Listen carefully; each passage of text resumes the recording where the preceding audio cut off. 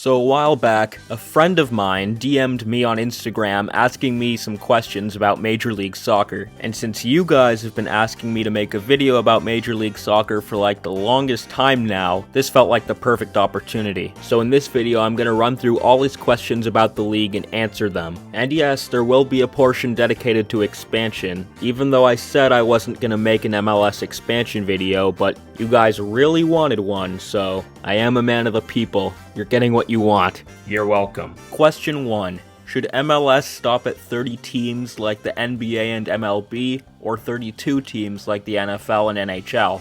That's a very good question, and my answer is, why not dream bigger? What if Major League Soccer had 36 teams? Now, it's no secret the league has been expanding like crazy in recent years, and I say, why slow down the momentum? Soccer is rapidly gaining popularity in the US and Canada, and I've selected 7 potential cities I think would be great destinations for MLS teams. This isn't a dedicated expansion video though, so I'm just gonna list them off rapid fire. First up, Sacramento. These guys have been really pushing to get a team in recent years, and why not? They've shown support for their USL team, they're a pretty big city, and there's no real competition for summer sports. It seems that Sacramento is better fit to get an MLS team than a team in any of the other leagues, and it would be good for the Earthquakes to get a nearby rival like all the other West Coast teams. Next up is San Diego. You probably figured I was going to include San Diego since it's been talked about as a potential expansion city for years now. It's in a part of the country where interest in soccer is probably higher than normal. And it's the 8th largest city in the US, and the only real competition there is the Padres. It's easily in the top 2 in terms of potential expansion cities. The other city in the top 2 is Las Vegas, a city that's currently in a pro sports renaissance with the addition of the Golden Knights and the Raiders. Las Vegas has proven itself to be a fantastic destination for professional sports, and I think Major League Soccer would be a great addition, just as long as the team plays in an indoor stadium.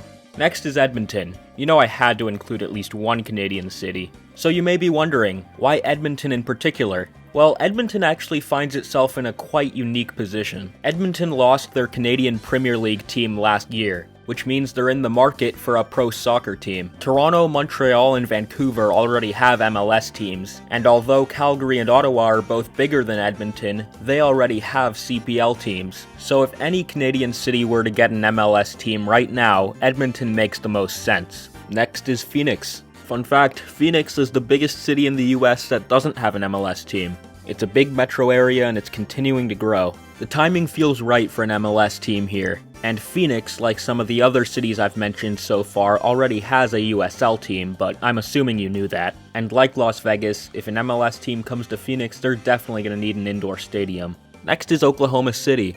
They basically sit right now in the same position as Sacramento, having only an NBA team. But seeing as how the city's continuing to grow and how they would have a nearby rival in FC Dallas, it makes sense for Oklahoma City to get a team. Honorable mentions. Last but not least is Tampa. You know what's interesting? Tampa and Orlando don't have any rivalry in any sport, since Orlando has an MLS and NBA team, and the Tampa Bay area has an MLB, NFL, and NHL team. The Tampa Bay area is continuing to grow, so I think it makes sense that they should get a team. They actually did used to have a team, the Tampa Bay Mutiny, but they folded. Since Miami got their team back, I think Tampa should as well. So those are the cities, here are where they are on a map, and in order to facilitate this, St. Louis City and Minnesota United would have to move to the east. Now you may be wondering, but what about relegation and promotion? Yeah, I'll talk about relegation and promotion in a bit. Question 2. Should MLS playoffs bring back legs, 2-match series? Absolutely. I'm not a huge fan of one-game playoff series. I think legs help to add a bit of suspense, and it's more in line with what goes on in other leagues around the world. Question 3. Should the MLS have teams that play against each other in the final, regardless if they're in the same conference? Believe it or not, it used to happen back then. 2001, the LA Galaxy and San Jose Earthquakes actually played each other in the MLS Cup final. I mean, I don't really think that would be a necessary change, so I'm gonna say no. Especially since the current MLS regular season format is already largely conference-based and there's not really much interconference play. Question 4. If they don't bring back legs in the playoffs, should they bring back the golden goal? Kinda like the NHL's OT rules where one goal in and it's over. No. Question 5. Should the US and Canadian leagues introduce relegation and promotion? That's a good question, but unfortunately the answer is no. These leagues just aren't ready for promotion and relegation, especially not the CPL. As for Major League Soccer, I think most people want to see some sort of promotion and relegation system between the MLS and the USL, and if that were to happen, then you can just completely forget about my 36-team concept I mentioned earlier, because that would be way too many teams for a promotion-relegation system. But before that can happen, every single USL stadium is going to have to be up to a certain standard, because some of them still look like this. Question 6. Should the MLS Cup final be in a neutral host stadium, kinda like the Super Bowl location, and believe it or not, it also used to happen.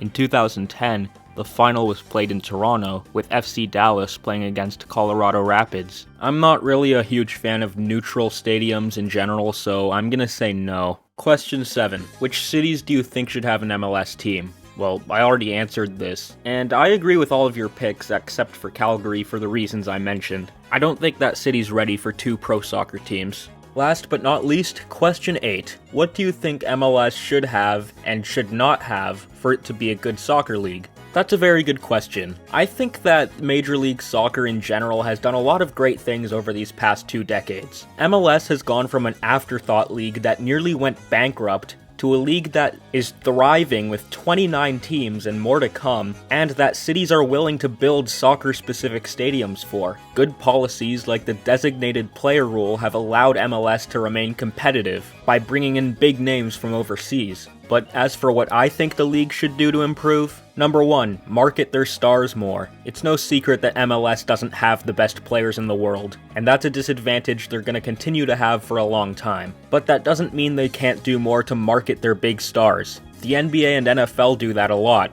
because it works. Number 2, bring back legs. Like I said, I think having legs in the playoffs is the way to go, and I think most people are with me on that one. And number 3, this is more on a team level than a league level, but stop with these crappy rebrands. I'm using CF Montreal as an example here. They had a cool logo and a unique name, the Montreal Impact, but then they changed it to CF Montreal. I am not a huge fan of using gray on a black background, although the snowflake design is kinda cool, I guess. And then they changed to this logo, which is an improvement, but still. The name change is what I mainly disapprove of. Why ditch a unique and cool name? Is it to fall in line with European naming conventions to sound classy or whatever? Because I think that's a totally unnecessary move. And I know that a lot of MLS teams already don't have a nickname and are just place name with FC, but I guess the silver lining of that is that the fans get to organically come up with a nickname. In this instance, however, CF Montreal had a cool nickname, and they just ditched it for no apparent reason. The same thing happened with the Columbus Crew. They changed their name to Columbus SC, but their fans pressured them to change their name back. What I'm trying to say here is that MLS teams, stick to what makes you unique. If it ain't broke, don't fix it. Also, before I end the video, here's me at an MLS game. Yeah.